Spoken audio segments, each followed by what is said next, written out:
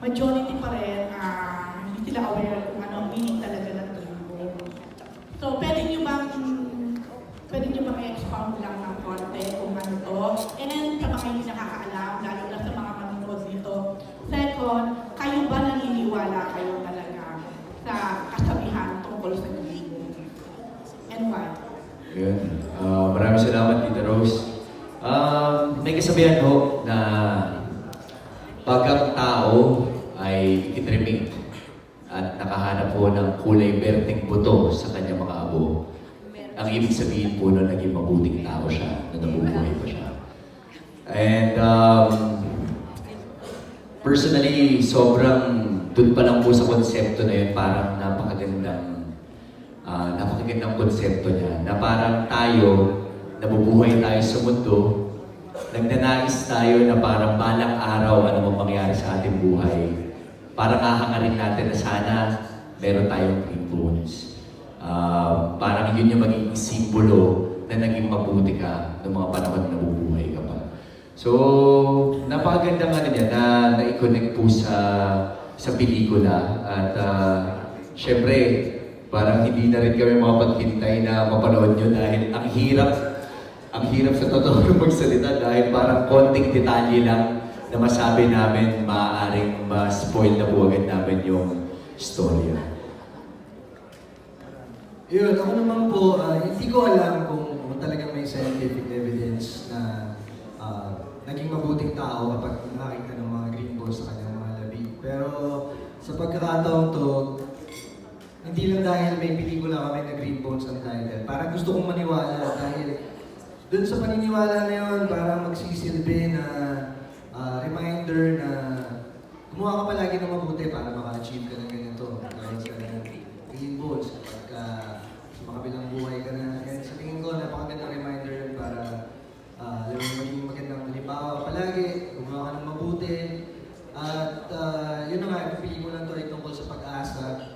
Naniniwala ako na importante rin na bigyan palagi ng pag-asa yung isang tao na gustong magbago dahil syempre gusto niya ituwid lahat ng mga pagkakamali niya and yung mga tao kasi magnet yan para sa mga kamalian at maling desisyon sa buhay. So sa tingin ko, napaka-importante na lagi silang bigyan ng pagkakataon na magbago and kahit ilang beses pa, hindi lang once or twice, basta nasa loob nila na gusto nilang gawin mabuti yung buhay nila, bigyan natin yung pagkakataon para magbago sa kanila. Okay, parang ang hirap yun, no? Kung hindi ka gagawa ng mabuti pala, natsugi ka na, tapos wala na ako ang green bones. Sabi, hindi ka talaga mabuting tao. Anyway, Dennis and Lulu, syempre pagka kasi MMFF, kasunod na nun yung isa sa aabangan yung awards night, yung mga award. Kayong dalawa ba, nararamdaman niyo na ba na strong contender kayo for Best Actors? I'm sure si Kuya Dennis, ibang-ibang Dennis Trillo yung mapapanood niyo po sa pelikula na ito. Napakarami niya na pong mga pelikula at mga programa na talagang tumatak sa puso't isipan ng bawat Pilipino. But I guess in this project, makikita niyo yung puso. Makikita mo kung gaano niya kamahal yung ginagawa niya. Maraming mga pagkakataon, actually kami never kaming nag-uusap sa set. I mean, mabibilang lang sa daliri. Pero kasi siguro nakikita ko rin kung paano yung preparation niya in every scene sa ginagawa namin. So somehow, inaaral ko rin kung paano siya mag-prepare, paano yung proseso niya bilang isang aktor. At mula doon, parang hoping na makakuha ko ng ilang mga techniques mula kay Kuya Dennis. But, you know, makatrabaho at makasama siya sa isang eksena, isang karangalan para sa akin. And I'm sure maraming mga tao ang bibilib sa kanyang pinakitang talento sa pelikula po na ito. Ayun, thank you, Mr. Ruru Madrid. Ako naman po, never ako talagang umasa na kahit ano sa isang bagay na gagawin ko. Pero pakiramdam ko, winner na ako dito dahil makasama pa lang tong award-winning team na to.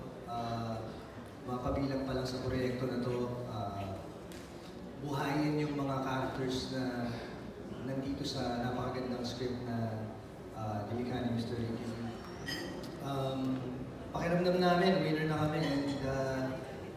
Doon pa lang, talagang walang talo na talaga. Sobrang, siguro yung mga awards, may bonus na lang yun, pero ngayon pa lang, pakiramdam ko panalo talaga. Okay, thank you. Actually, Dennis, parang ang ganda ng follow-up dito sa sa pulang araw, di ba? After na kainisang kahabilang Saito dito, mga maawa naman sila sa'yo. Bukod dun sa mga mararamdaman nila, sigurado ako maapektuhan sila dito. Ibang klase ng kung paano sila naapektuhan sa panonood ng Pulang Araw. Dito sa proyekto na to, talagang naniniwala kami dahil hindi ka lang ma-entertain, matututo ka, marami kang madadala dito pagkatapos ng panonood ng pelikula.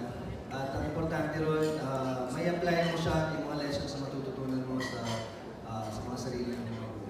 Okay. Last na po. Curious lang ako kung meron po ba isa sa inyo na may hawak na ng green bones. Kasi kung tama yung pagkakaalam ko, parang ginagawa siyang pendant sa necklace, di ba? Yung iba gano'n lang ginagawa. Meron na po ba sa inyo na may hawak na gano'n? And kumusta naman? Wala pa. Para kasi Ronnie Lazaro. Ronnie? Meron ka ba?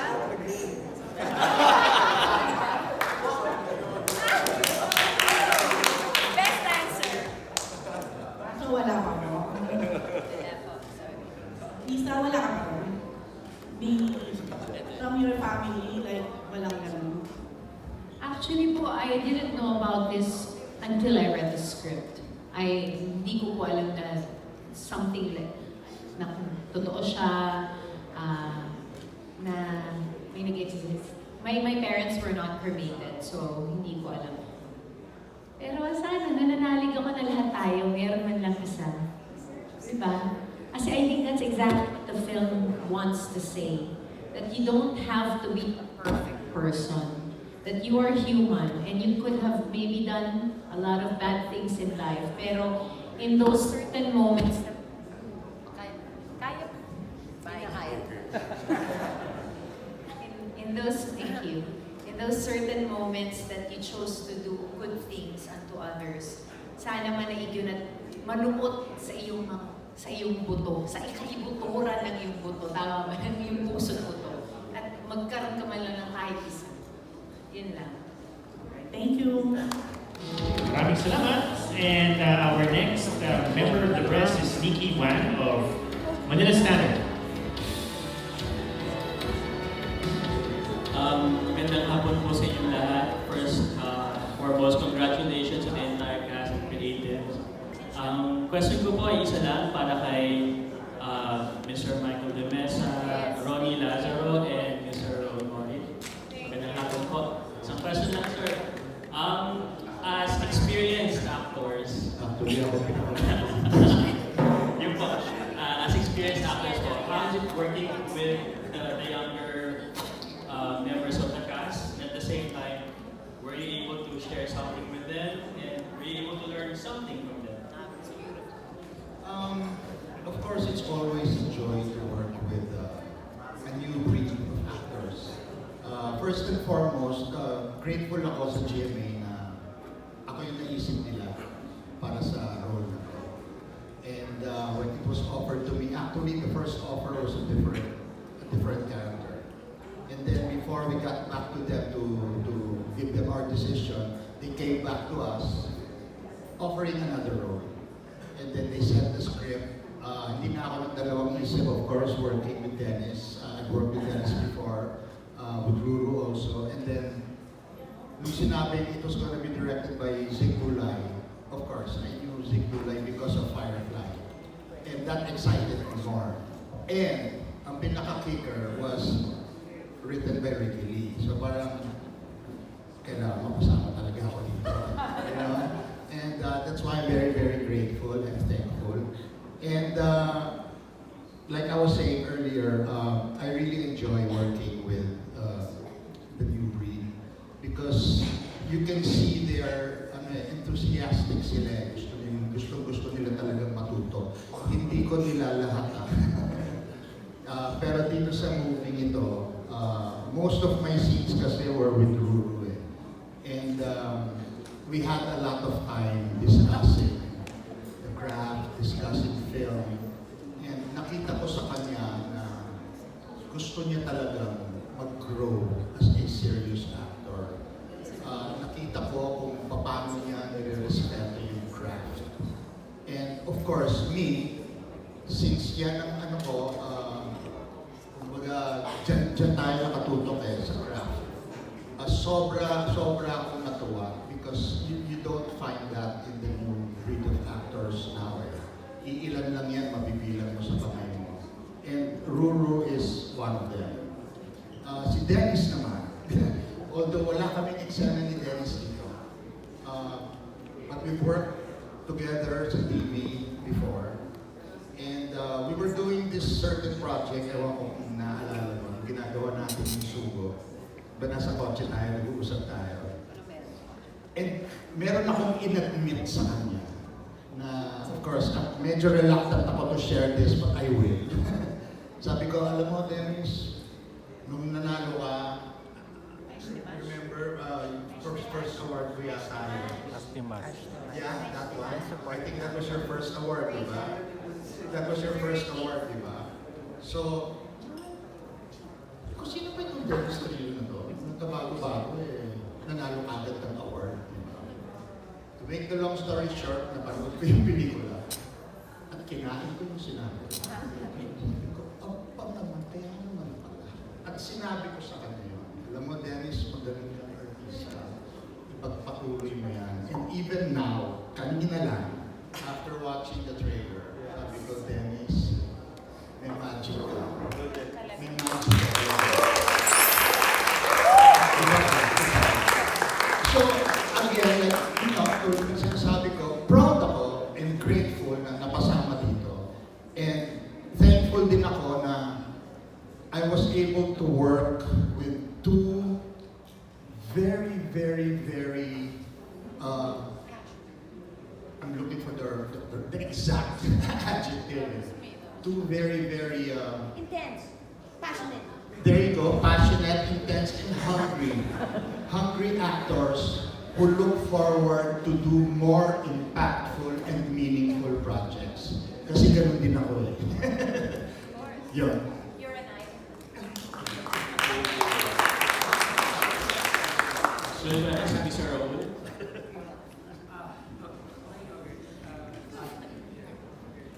Magandang hapon po sa inyong lahat. Well, actually, gusto ko pong kinaraman na makatrabaho ang tatlong mga artista to, si Denny, si Wendell, tsaka si Ruru. Hindi ko alam kung paano sila mag-prepare. Kasi pag nandun na sa set at umaarte na sila, namawala ako eh. Ako yung namawala sa, parang nakalilipat yung mundo ko doon sa mga characters ng tatlo eh. Like, Ruru, Dennis, and Wendell. Sa akin parang tatlong best actor kung nakatrabaho ko. Parang ganun, kagaling nila eh. Lalo na si Ruru, kapag seryoso, masyado yung seryoso eh. Lagi niya tinatanong si Ronnie kung paano mag-prepare, no? Kung paano ihanda yung sarili mo sa isang eksena. Ganun siya kaseryoso. Doon si Wendell, iba din. At saka, napakamaalaga nilang tatlo. Kasi ako yung pinakamatanda, hindi pinakamatanda, pinakamahina sa mga artista ng Green Bones. Tapos alaga nila akong tatlo. Lagi nila akong tinatanong kung kumusta na ako. Si Miss Ange, tsaka si Sir Butts, nung makalimutan ko ng puso, alaga nila ako eh. Dinala ako sa hospital. Hindi pumayag si Sir Butts at si Sir ABC na hindi ako dalhin sa hospital. So, napakasuli ako. So, maraming salamat, Direk Sid. At ako'y napabilang din sa pelikula mo at nakasama ko itong tatlo na to. Na sobrang ang gagaling. Thank you so much. Sa akin naman po, wala naman po akong tawag dito. Definition sa mga kung paano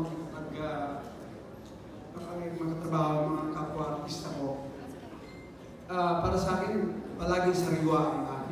paningin sa mga bagay-bagay. Wala akong nilalagay na mga imahe. So para tuloy-tuloy lang ang aking pagsasagawa at pakipasilamuha sa kapwa-artista ko. Pero itong industriya natin ngayon ay lalong titingkad dahil sa mga batang ito. Maraming salamat po.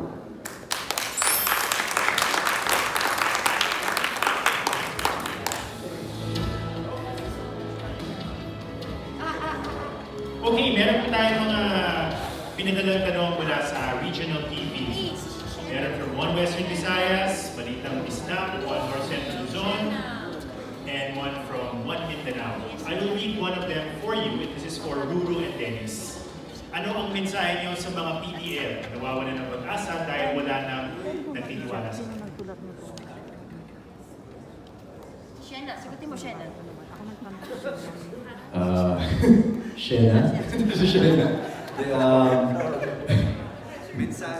Mensahe para sa mga PDL na nawawalan ng pag-asa.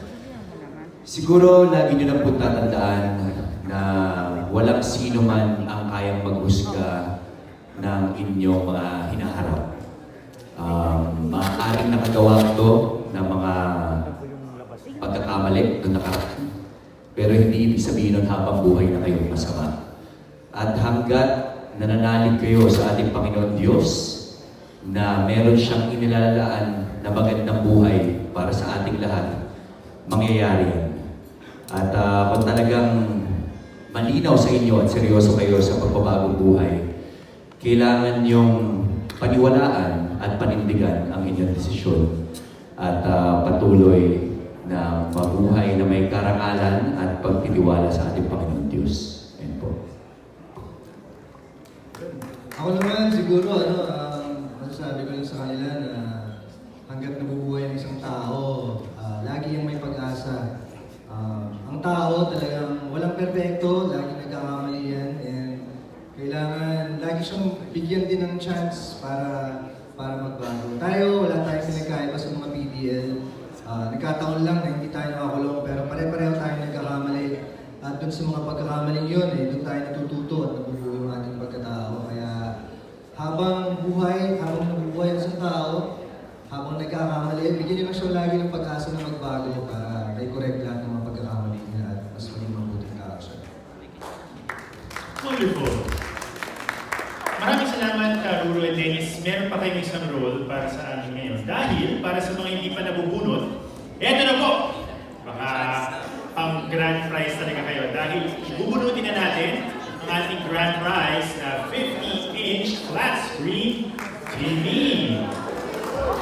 Ruru and Dennis, kayo ang bubunot daw, no? So, kailangan yung magkasundo kung alin doon ang mananalo doon sa ating 305. Isa lang, kaya naman. Easy. Isa lang. Isa lang to. So magkasundo kayo kung alin dyan ang inyong gusto. Marutin.